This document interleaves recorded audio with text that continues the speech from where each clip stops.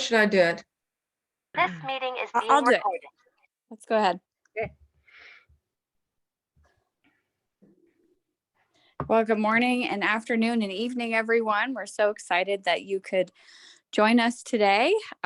We have an incredibly special treat for you. Debbie has been part of our group for a while now, and just her incredible presence in the group is always so tangible and special. And so she's put together a program that we're going to be featuring on Quantum U as a contributor. But today she's doing a little masterclass for us. And I don't know about you, but I am really, really excited to learn from Debbie today. And so we just want to pass her the torch, and she's going to take it away and give us something great today. Yes, thank you. Thank you. I have hit live to Facebook and I've got more things that I need to click on. So excuse me 1 second. It's asking me more questions.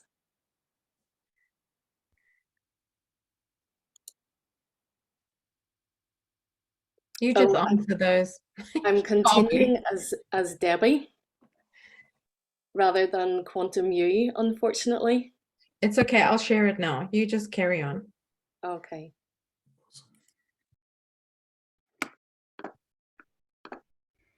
Okay, I'm not quite sure if I have managed to do that. Okay, thank you very much for your welcome, Ashley and Renelle, and just thank you so much for inviting me onto Quantum U. It's an absolute delight, an absolute delight. And we're going to take 20 seconds just to set an intention for this session. So I will tell you what my intention is. My intention is to bring some clarity around this issue. And I hope that everybody leaves this session with even just a little gem of something that can make life feel a little bit better. So I'll give you a couple of seconds to do that while I get my screen share going.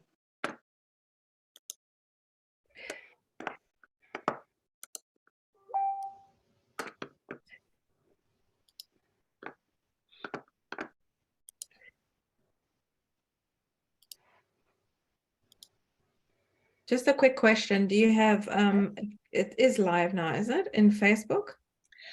I'm not quite sure. I hit responded yes to lots of things, but I don't know if I got them all, Renelle. So when you go more, does it say live? I'm just quickly looking so that I can share this. Sorry for interrupting everybody. No problem. Make sure. Let's have a look where we are. Should it tell me live at that point? That should tell you that you're alive. No, it does not tell me that I'm live. Okay, otherwise we're just going to do it this way. Happening now, it says. Okay. Sorry about that, but that's how it is. Okay. It's okay. You just carry on. I am sorry. No, it's all good. We got so close. That's no problem. Okay. Here we go once again.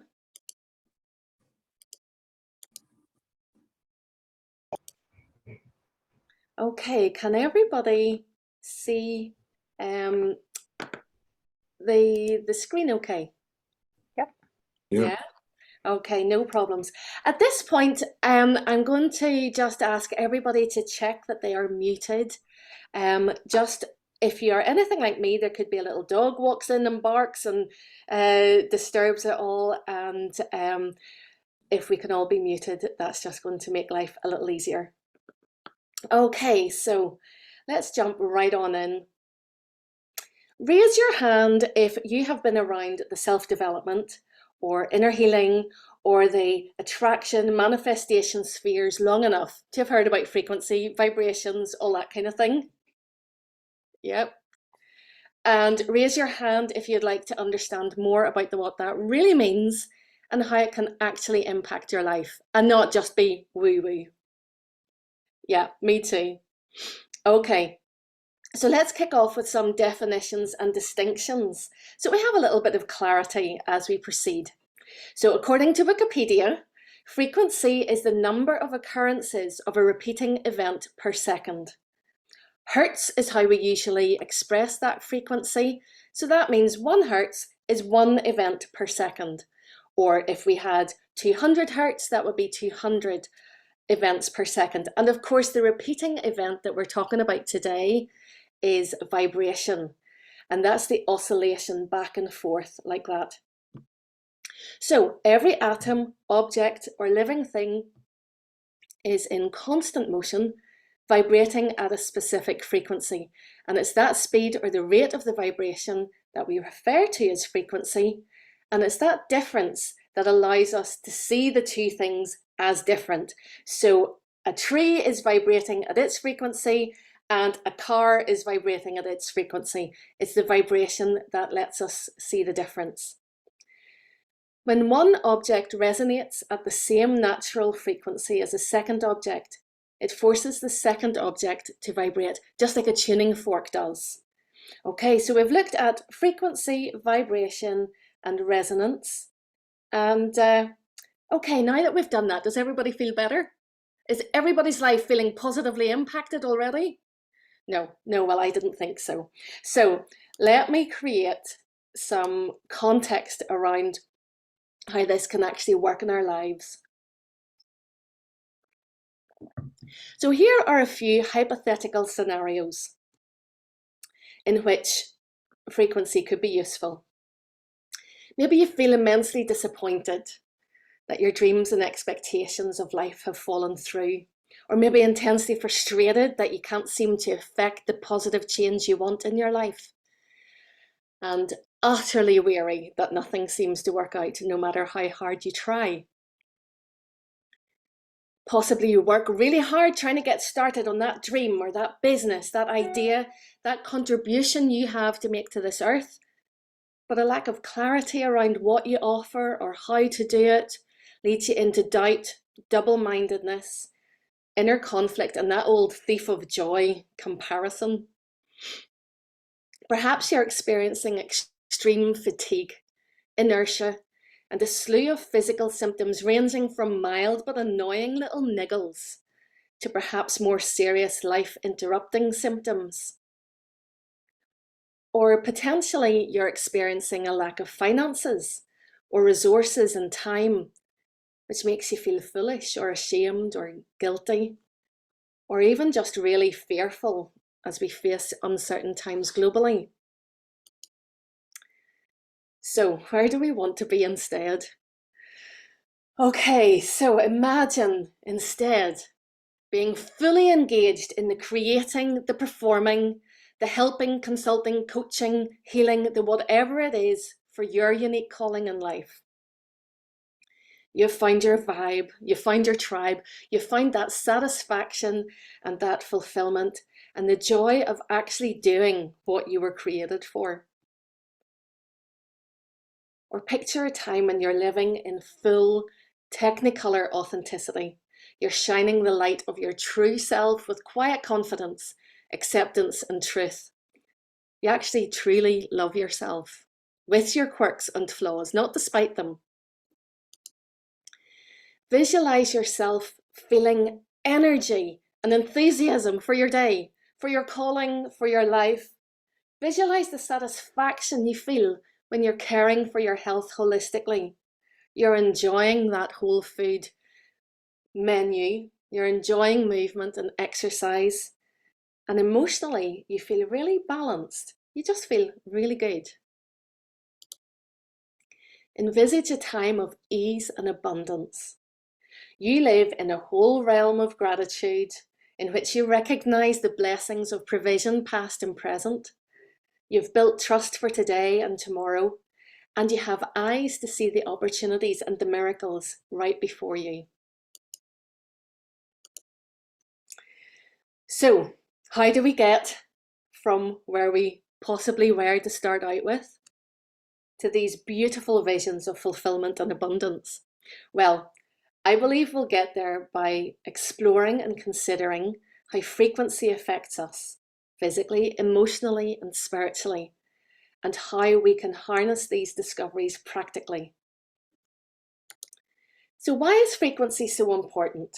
Well, firstly, the human body resonates at a frequency of 62 to 78 megahertz.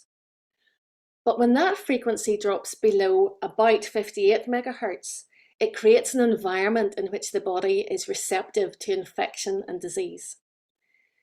Each organ, bone, and cell has its own resonant frequency, together forming a composite frequency, like all the instruments that form an orchestra. If one organ is out of tune, it affects the whole body. Maintaining that frequency is vital for good health. Why is it so important now? Well, there are more and more issues with chronic fatigue and energy. There's an estimate of about 17 million people worldwide with ME or chronic fatigue syndrome. In the UK here, there's an estimate of about 2 per 1,000 people. It's estimated that just over 3/4 of those sufferers are female. Typically, onset of these fatigue issues is between 20 and 40 years old, which are pretty crucial years in the adult life, family, career, etc. And 85% of those sufferers have experienced some form of loss of employment due to the illness. The causes aren't yet understood, and there's no curative treatment in modern Western medicine, apparently. And thirdly, here in the UK, the NHS, our health service, is massively overstretched, massively underfunded, and in many other countries of the world, of course, medical insurance is massively expensive. For example, typical waiting times for even an initial consultation in England is 18 weeks, so that's about 6.5 months.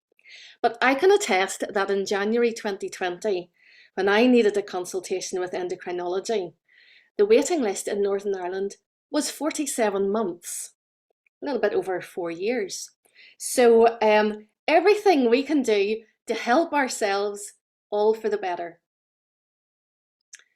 So how can we practically explore such an intangible concept as frequency? Well, over the past few years, as I have been dealing with some health and weight issues of my own, I experienced firsthand just how interconnected mind, soul, and spirit is. And trying to raise my frequency in each area became foundational to my life, along with a couple of other considerations. And so was born the 5-step frequency foundation. We've got sound, truth, emotional, physical, and spiritual. This has become a way for me to meaningfully plan and make progress in raising my frequency. It has become the foundation upon which I build my health and my well-being. I'll take you through a brief overview of each step, although if you don't mind, I'm going to take them in a different order.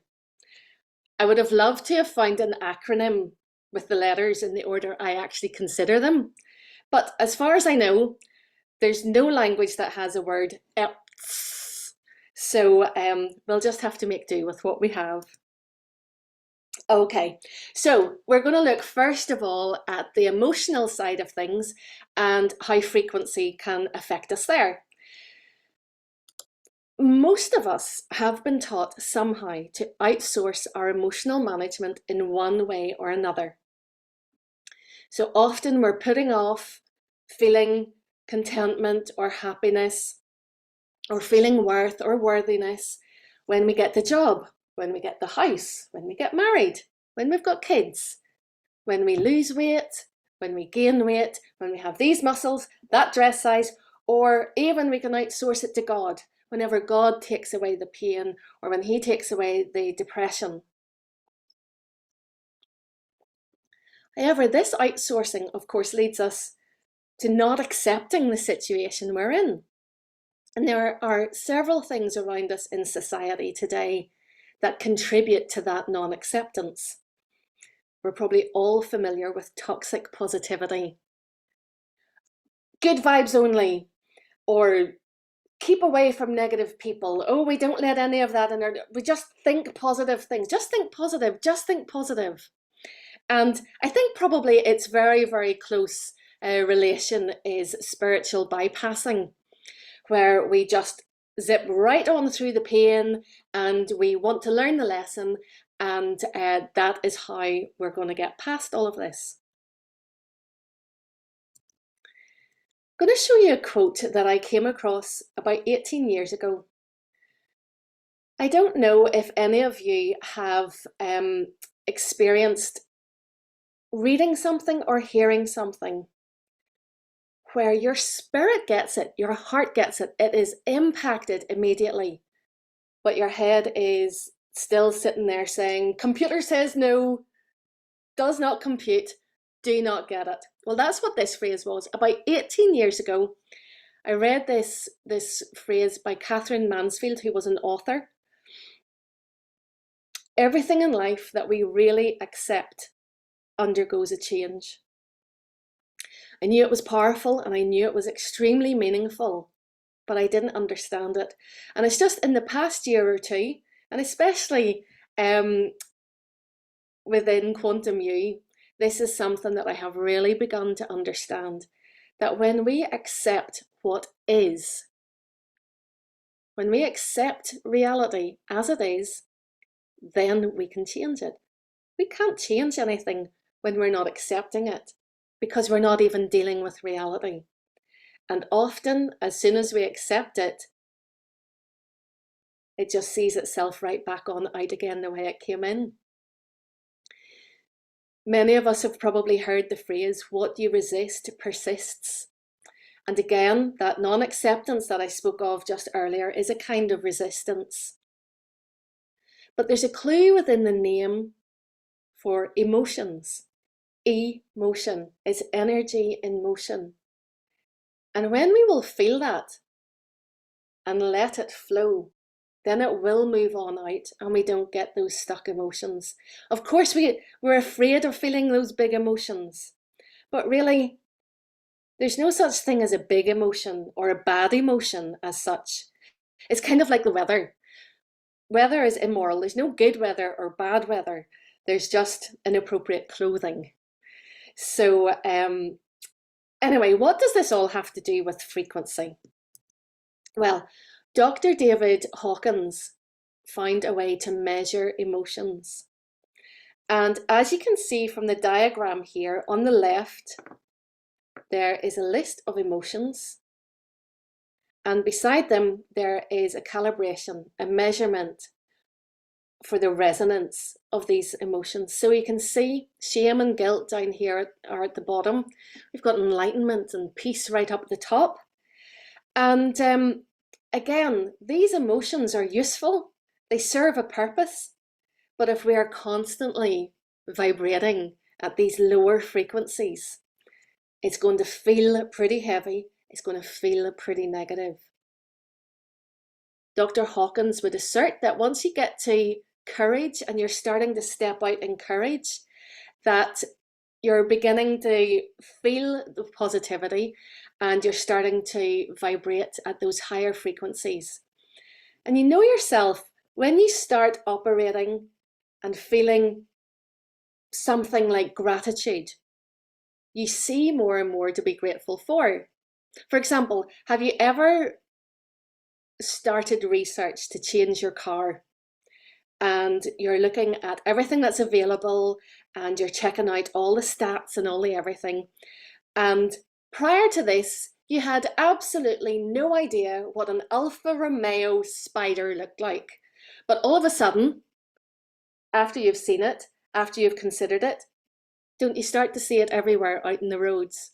So it's that same thing. Once we actually start to engage with that more positive feeling emotion, it's actually like a positive self-fulfilling prophecy.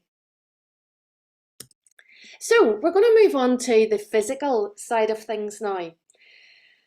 And again, I think that many of us experience our bodies as the final frontier of our inner work.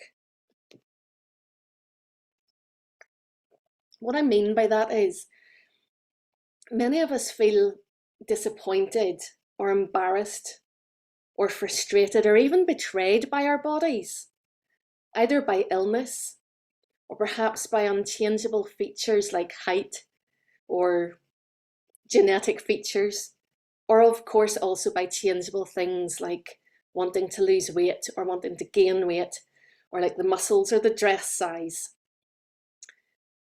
The emotional work will definitely impact how you feel in your body, and it can also impact the efficacy of other things that you do in order to increase your health and your vitality. But there is still plenty you can do to raise your frequency physically. So we're going to skip on into that physical side of things, even though obviously the inner work has a massive effect on that. So we're going to look at some groups of high frequency vibrational foods. These are lists that were compiled by Dr. Ettinger in 2016. And the 5 groups are dark leafy greens, because they balance acidity with all their alkaline minerals and they discourage disease. Tropical fruit is another group. I love this phrase. He mentions mango, papaya, and pineapple, and then he says, these are more or less edible versions of sunshine. Isn't that gorgeous? Sprouts, but we're not talking Brussels sprouts here. We're talking about sprouted seeds, plants, baby greens, sprouted nuts and legumes. They're loaded with vitamins and minerals, phytonutrients and enzymes, and they are also highly digestible forms of complete protein. I think everybody's going to be quite happy to hear that raw chocolate is also another group of high frequency foods. That's your whole cacao nibs. They contain anandamide, the bliss chemical, theobromine and magnesium, and they actually help the job. The heart do its job. And medicinal mushrooms. They help to modulate the immune system. They're rich in antioxidants and anti-inflammatories. And his favorites are chaga and reishi. And you can see in the diagram here, there's a hierarchy even within those groups of foods. So anything that is just picked or raw or biodynamically farmed, they're going to be the highest frequency. And you can see here as we go along, whether it's just picked, fresh, frozen, pasteurized, homogenized, processed to artificial. Are we even a food right here? Then raw is alive, steam's the next best, boiled, and then microwaved. And this is his comment. It's not any personal bias, but that's beyond dead. And then, of course, if you can't have biodynamically farmed, we've got organic, conventional, at least go non-GMO, or else then we have GMO. So those are things that we can do physically with our intake to raise our frequency. But there are other ways to raise your physical frequency. Getting out into nature, sunlight, getting good rest, good sleep, and other alternative or complementary therapies like essential oils, massage, kinesiology, all those things can also help to raise your frequency.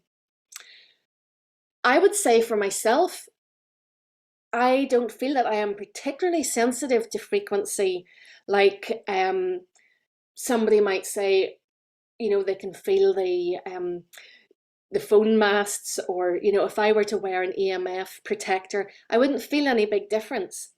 But when I use some essential oils, I really feel the difference. Like I don't know how to describe it. It's like feeling a lift, just like a physical lift.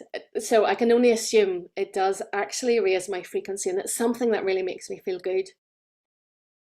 And again, essential oils are a way in which I help to manage my emotions. I use them in conjunction with affirmations and placing those oils on particular points of the body.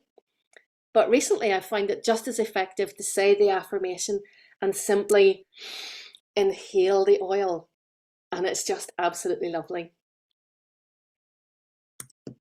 we're going to go on to the next step of the frequency foundation, and this is truth. Now, I'm going to be honest. When I Googled the frequency of truth, it didn't give me anything other than a pretty cool artwork. So I'm really going with my gut instinct on this one. I'm also going to borrow from the pseudoscience of the polygraph. It's sometimes called the lie detector test, but it's not really accurate enough to be called that. But the premise of it is that you can measure reactions within the body for all these true answers, and then you ask somebody to make an untrue answer, and you see if there's any difference in the markings. Now, scientifically, it doesn't work accurately enough, but that's the kind of premise that I want to consider for us as we consider truth. Now, the definition of truth is still being debated by theologians and philosophers and artists and scholars and academics. And there are various theories of truth, but the truth I'm talking about is the truth within us. It's your dream, your purpose, your mission, your blueprint, your destiny, your scroll, whatever word it is that ignites that sense of the truth that you were born for. We agreed a scroll in heaven, and then we entered this earth. We were born as wee babies, and we forgot the whole lot. And now we spend our lives rediscovering our divine origins and discovering that truth that we were born into, the truth that is right in us. So we want to become our own polygraph so that we can recognize when we resonate with the frequency of that truth. Because we were really made to have that truth right within us. Here we have King David describing that we have the truth in our innermost being, and wisdom will be made known to us.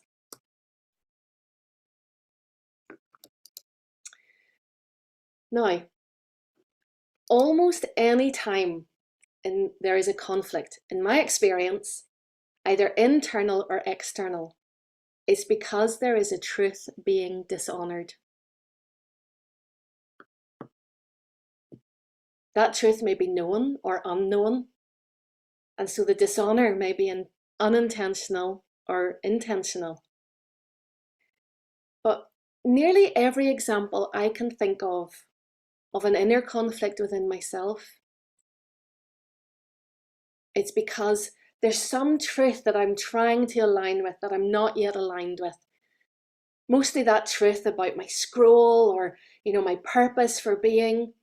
And so you can feel when you're not aligned, you can feel when you're settling for something because fear's stopping you from stepping out, or you can feel when you've just stayed too long, or whatever it is. Usually you can find a way that there's a truth not being honored. Same with conflict between people, or even conflict within a work situation. There can be some truth, some standard that's not being met. And so there's an unease around that. So over the past few years, I know there's been a trend, as it were, within mystic streams to explore Hebrew. But I actually find the Hebrew letters and the Hebrew words really impactful. Often if there's something that I'm really exploring in my own heart, in my own life, I will check out the Hebrew. Because of the layers of depth within those letters, it's such a mystical, a mysterious language. It can just bring so much revelation.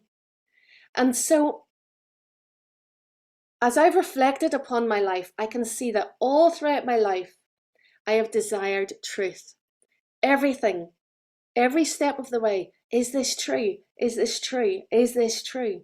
It's probably why I'm quite slow to change, because I'm really trying to assess the truthfulness of something. So when I discovered the Hebrew word for truth, I was chatting it through with my friend James. He's wonderful with these things. And here it is. It's emet. Starts with aleph. It has mem in the middle and tav at the end. And there's an implication with this word about it being the whole truth, like the beginning, middle, and end of truth. And that's because it has the first letter of the alphabet, the very middle letter, and the very last letter of the alphabet. Now, mem, I've used the pictographs here, the original pictographs, and they actually show what the words represent. Mem is about the waters, the many waters, the deep waters. And you can see the old pictograph here actually looks like choppy waves, right? And so actually mem within this word brings the potential for chaos, the potential for unrest because of those waves. When James pointed this out, first of all, I thought to myself, why is there chaos connected with truth? Because surely truth brings order. But then when you consider that often our conflicts are because of a dishonour of truth, you can see that there's where the potential for chaos is. Because for truth to be honoured again, we may need to confront something, or we may need to make courageous steps. We might need to step out and do those things. Here's another interesting thing. That letter aleph is the first letter of the alphabet, and so it actually represents the first, divinity, God, Yahweh.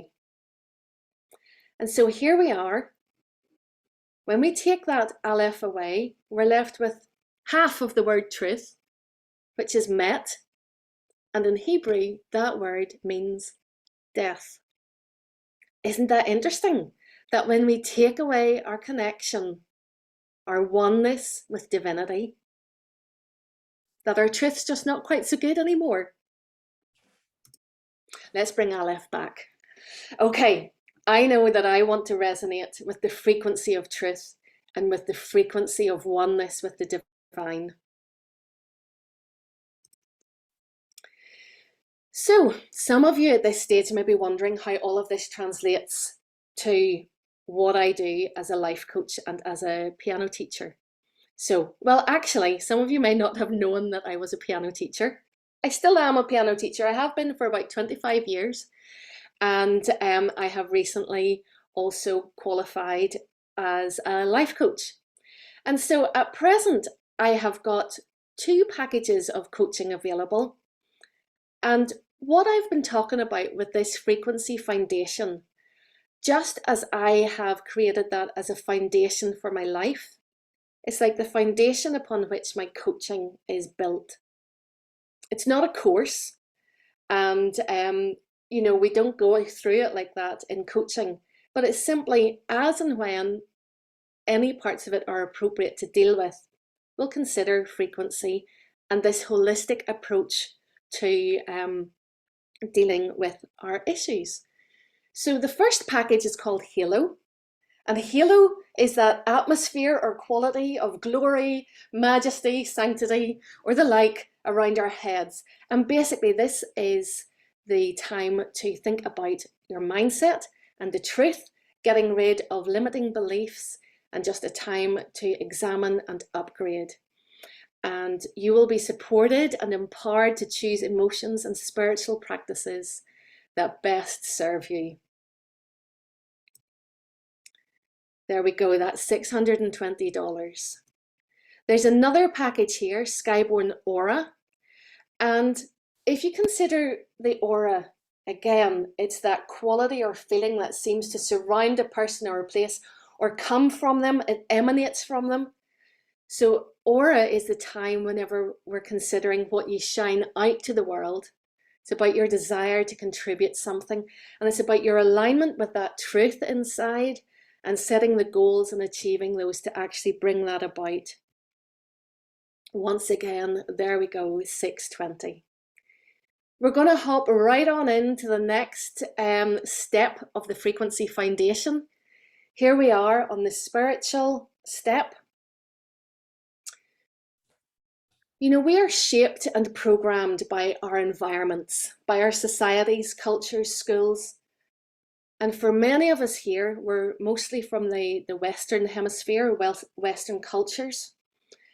Most of us have some experience of churches, traditional churches or Pentecostal, charismatic, whatever. Maybe our experience with them has been nominal, or maybe we've been completely devoted within that faith.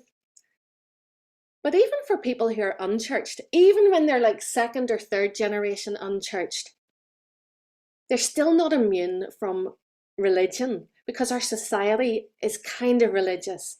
It likes to look at people, it likes to judge, it likes to apply laws and apply judgment.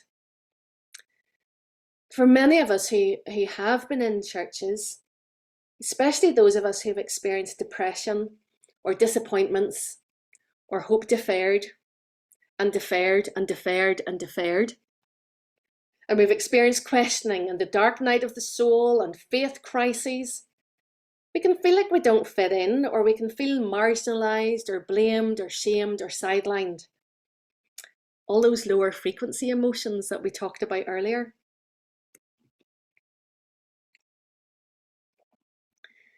This can feel like a horribly unsettling time. It just feels like there's no firm foundation, because every foundation has been shaken.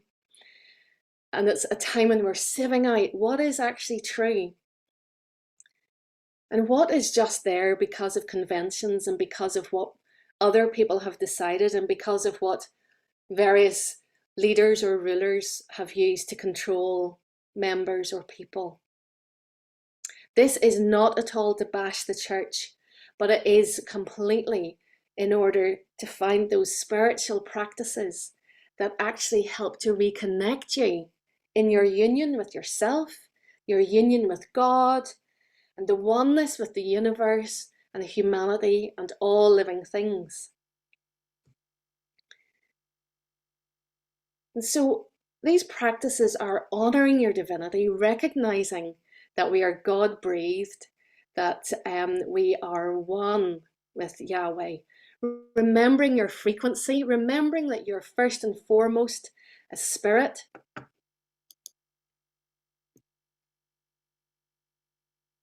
Practices like breath work and yoga can be really, really useful to bring you back into your body, get yourself out of your head, where a lot of religion and a lot of faith gets you thinking a lot about a lot of stuff, and the acceptance and release and the emotions.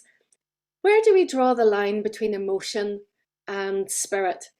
It's pretty blurry there. I have found it a remarkable spiritual practice to accept and surrender those feelings. And of course, meditation is another very, very useful spiritual practice.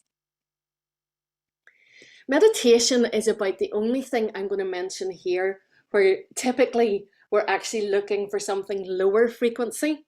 So the brainwave beta is where we usually are when we're conscious, we're functioning. But when we're meditating, we're aiming for this alpha brainwave.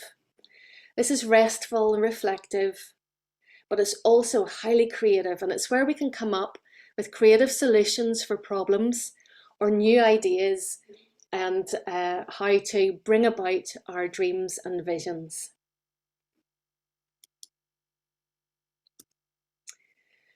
Okay, as I mentioned earlier, I am a musician, a pianist.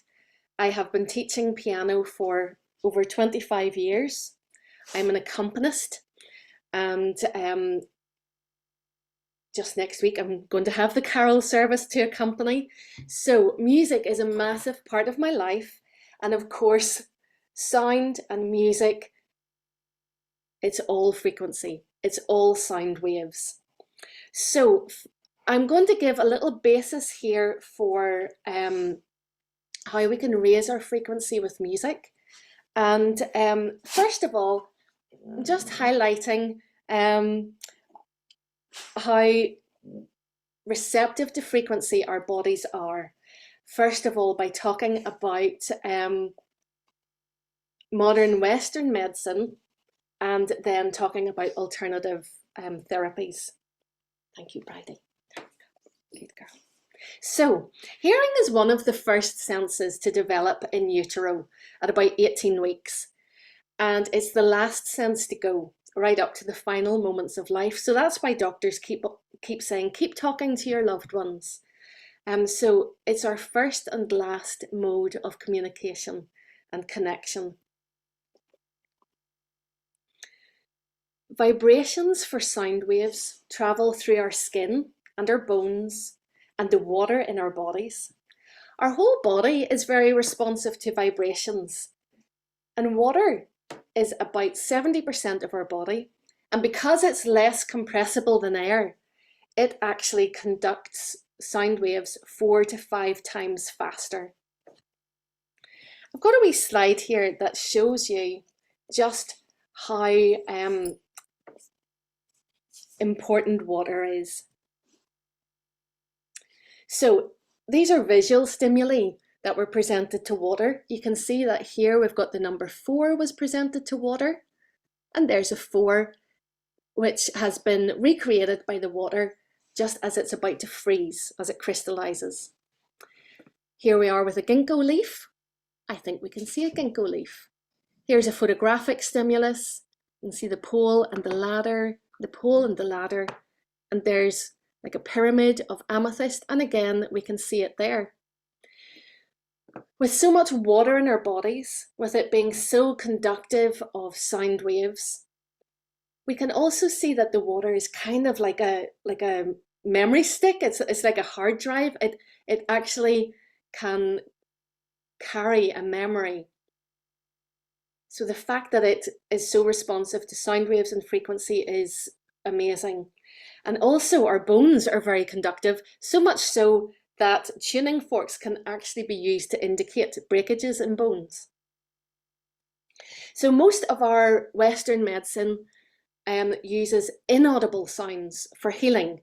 So the sounds that are too high to hear, 20,000 hertz and above, that's what we call ultrasound. And below 20 hertz, or we can't hear them, it's too low, that's infrasonic. Ultrasound can be used to find growths and tumours. It can even get rid of fibroids in the uterus or prostate tumours. It causes no harm to surrounding tissues, and there are very few side effects. And some ultrasound procedures can help Parkinson's tremors and possibly brain tumours and epilepsy. Infrasound can be used to treat tinnitus, gallstones, bladder stones, kidney stones, and there's potential there for use with arthritis, PCO, obesity, heart failure, and cancer. This demonstrates just how receptive our bodies are to sound frequency healing, but the goal of sound therapy and alternative therapies using sound is to use the audible vibrations to bring the body back into harmony, back to its prime resonance. This is where I want to introduce the word entrainment. So if you imagine 2 clocks set up beside each other and their pendulums are going at different speeds. The 2 pendulums each transfer a small amount of energy to the other clock. When they're out of sync, their energy waves collide and they provide negative feedback. In order for them to stabilize the relationship again, the amount of energy gradually evens out, with the faster one getting a little bit slower and the slower one taking some of its energy and getting a bit faster until they're equal. And this is exactly what's happening when we experience neural or brainwave entrainment. And that means that our brains can synchronize with external sources, regular patterns of sounds or sustained acoustic frequency, which you and I usually call rhythm and pitch. So our brain cells move in rhythm with music that we hear around us. So the healing properties of music, as in just music that we listen to, not these inaudible frequencies, these were noted in the early 1800s. But as early as Aristotle and Plato, it was noticed. And of course, we have a perfect example of it in the Bible when the Spirit from God troubled Saul.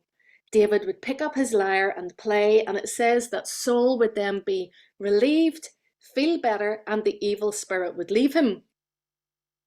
So Florence Nightingale, that famous nurse during World War II, she brought live music into wards, and music therapy was used commonly after World War II. It was found to provide regulation of the heart rate and the pulse, blood pressure, body temperature, skin, and muscle tension. And it sends a message to the reflexive parts of the brain that communicate with autonomic nervous system, and it regulates the fight or flight response. Again, music therapy has been found to be helpful in reducing depression and anxiety. Found that it decreased cortisol after 15 minutes of dance music. Antibodies were decreased. No, they were increased, apologies. And immune systems were strengthened. And music therapy for adults who have had brain injuries have found that it has helped with brain organization, like the planning and completing tasks, and it has improved balance and reducing risk of falling for Parkinson's or stroke patients. And this blows my mind.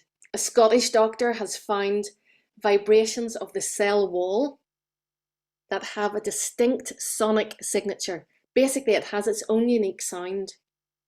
This could be used to diagnose healthy or sick cells, and there's potential to use a cell's own sound to heal it. Essentially, there's potential for it to implode cancer cells with absolutely no side effects. Wow, wow. I mean, that blows my mind. I just think it's absolutely incredible. So music can increase or decrease our emotional arousal.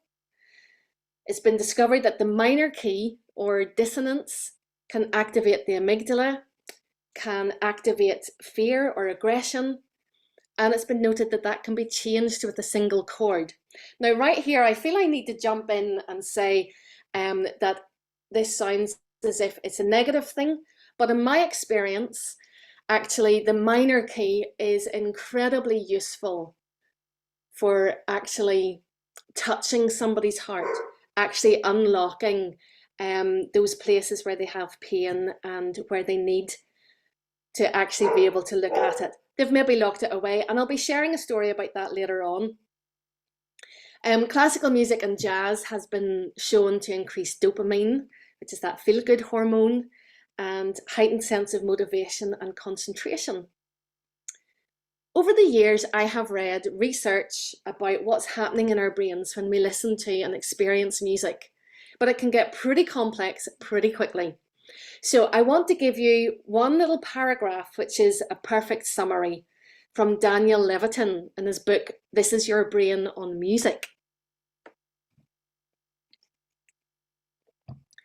The story of your brain on music is the story of an exquisite orchestration of brain regions, involving the oldest and newest parts of the human brain, and regions as far apart as the cerebellum in the back of the head and the frontal lobes just behind your eyes.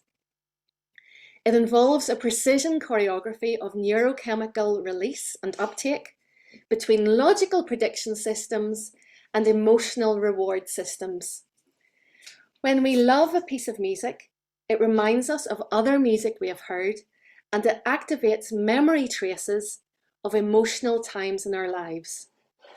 Your brain on music is all about connections. And one last little piece of research here, it's from another book called Music and the Mind, presents research that found that people across different countries and cultures, that's my dog, people across different countries and cultures could all perceive and identify the same emotion that's being conveyed in a piece of music. But it was also discovered that that may not be the actual emotion that is aroused within them when they listen to it. And in fact, the same piece of music can arouse completely different emotions in all the different listeners. Isn't that amazing? We each experience what we want and what we need with each piece of music. The picture you're looking at in this slide is a picture of a piece of music called Elegy in G flat minor. It's by Rachmaninoff. I recommend, if you can at all, go and listen to it on Spotify. There's a recording of it that Rachmaninoff himself recorded, and it is absolutely awesome. But this is my story of actual emotional healing with this piece. One moment, please. Bridie, down you go, pet. Shh. I think my dog wants to go outside. Anyway, I put on a charity concert, and I got a bunch of my colleagues, my other friends who are musicians, and we put on a beautiful evening of 19th and 20th century music, all the kind of modern romantic composers. And I played this piece of music by Rachmaninoff, and I heard afterwards that somebody who attended the concert had started crying during this piece of music. She couldn't understand why she was crying, because she never cried at music before. She cried for the rest of the concert, cried all the way home, weeping. And as she examined herself, she looked inside her heart, and she realised that she was actually weeping for her relationship with her mother. And it actually caused her to phone her mum and mend her relationship. And I am just amazed that that's what music can do. So, yeah, this has prompted me, along with suggestions from other people. In my coaching, I've started to harness this ability of music to meet and move people where they need it. It just meets them where they're at. And as we're joined together in humanity, I tune into the spirit and I play what I hear or what I feel. This might be beautiful music, it might be really, really lovely, or it could be really disappointing, or it could be anything in between. But I always trust that it's exactly what is needed at that moment in time. Because if I play something really woeful and you feel really disappointed and let down, then perhaps that's the exact emotion or the thing that we need to explore in the coaching that follows. My first trial client for the piano in coaching came to the session feeling a little contracted over a couple of little issues. And so we agreed that we would have 10 minutes of piano music that I would improvise over them. During the music, she became tearful. She was able to gain awareness of what issues were going on in her heart. She was able to accept them. She was able to release them. And by the end of the music, she was relaxed and had totally sorted this issue internally. It didn't even need processing afterwards. That was it, done and dusted. So, this is what I am now stepping into, is using the piano with all the other coaching skills built upon this foundation of the 5-step frequencies of sound, truth, emotional, physical, and spiritual. So, thank you very much, everybody. I very much appreciate your time. I appreciate your patience as we sorted the wee bits out at the start. And thank you once again to Ashley and Renelle at Quantum U for inviting me here to talk about this. It has been a delight. And as a thank you to all of you, if you are considering at all that you would like to work on your mindset and truth with the Halo program, or if you would like to work on your alignment and achievement with Aura, the price is $620, but there's a big discount here of 20% for you guys. That brings it down to $495, and it's just an absolute pleasure to do this and to be able to sow into you stepping forward more into the contribution that you have on this earth. You can pay it all in one, or there are monthly payment plans if that is more convenient. And as today is the 4th of December, And 4 is always kind of like a gateway. So we'll go from this gateway into the festive season, and we'll run it through to the gateway to the new year, the 4th of January. So if anybody is interested in working with me on this, that is how you can do it, through the Quantum You website. And thank you once again.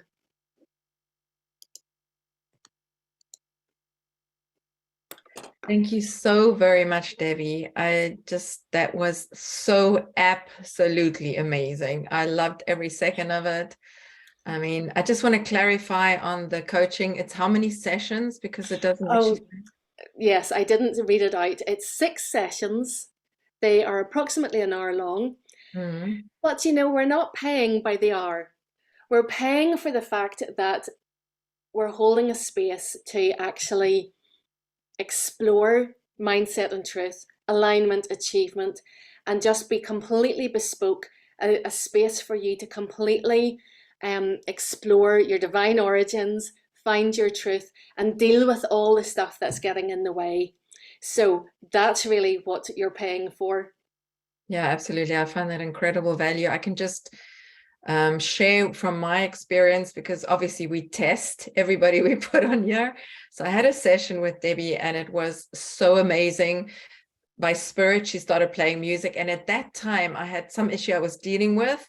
Within, I think it was 10 minutes, you were playing you went and you explained to me that the frequency that you were sensing were the things that I was dealing out to lift up my whatever I was dealing with. And within 10 minutes, I felt such joy.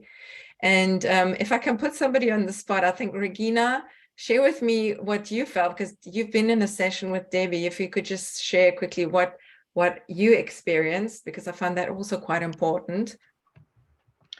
Yeah.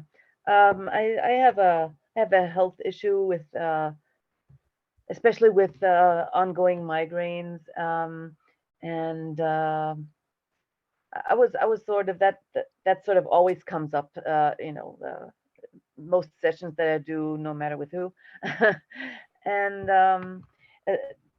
during the time that Debbie was playing, though, the music started to feel like golden rain, and I came out of the session with, well, whatever you feel when you've been in golden rain, which is pretty nice and not so easy to describe. And also with a sense that I would be okay whether or not I was going to ever have a migraine again or not, because it's like there was like a shift from thinking I can only be okay if this thing goes away to, it's still totally fine if it wants to leave. It would be nice even, but I'll be okay regardless. And that's what I came away with. And that's really a big and very new step for my consciousness. Awesome. Yeah. Awesome. So thanks for that, Debbie, again. Thank you. Yeah, thank you. Not everybody is here that has been in a session with you, because it's such a gift, and you were shown this in the spirit realm as well. Debbie has actually seen her future. She's seen people shift from just playing her music. So I don't know about you, I found this so amazing. And I know Ashley also. I mean, we are just amazed what you just shared, and makes us feel very, very comfortable. And I think everybody here, and those who are going to listen to this later on, even though the Facebook Live did not work. Sorry about that. No, it's not. It's we allow things to be the way That's it. that We is. accept reality as it is. Absolutely. So it always serves a purpose, and it serves you in every single way. And I would just like to add, I don't know, Debbie, so the single sessions you offer, so people can just contact you, hello@quantumu, or what is your email address, to just we want to offer you a code for that 20% off. So what email can they reach you at? Okay, it's Debbie@skybornecoaching.com. Will I pop it in the Yes, do that. I'll pop it in the chat. Yes. Okay. So for people who would watch this later, it's Debbie at Skyborne Skyborne Coaching. Coaching.com. Okay. And or you can, thank you so much, Debbie at skybornecoaching.com, or you can There's go, also Skyborne Coaching on Facebook and on Instagram. okay, wonderful. And I am getting my website. It's there, but there's a couple of sections need done properly. So we're getting there. That's okay. We on the Quantum Use, Debbie is going to be on there, featured as a contributor. So that will be up soon. We were hoping that it would be up today, but obviously because of some technical issues, as we noticed, sometimes do happen. Yeah. And it should be, but you have a whole month. So I would just absolutely recommend Debbie's coaching. Like I said, I've been in one of the coachings and it was such freedom. So invest in yourself in Christmas, because I believe the year 2023 is about intention. It's about doing something for you. It's not just about always, it's good to be there for others, but focusing on investing in yourself. Invest in yourself. And I think there's too much focus on the word spending instead of investing. I love that too. I don't know, we would like to open up for questions. I think we would stop. I think, Debbie, the way you're reading this, so would we like to stop the recording just for the sake of privacy? Yes. Okay, thank you very much, everybody. Thank you from Quantum View. Thank you. Stop cloud recording. After stopping, you'll receive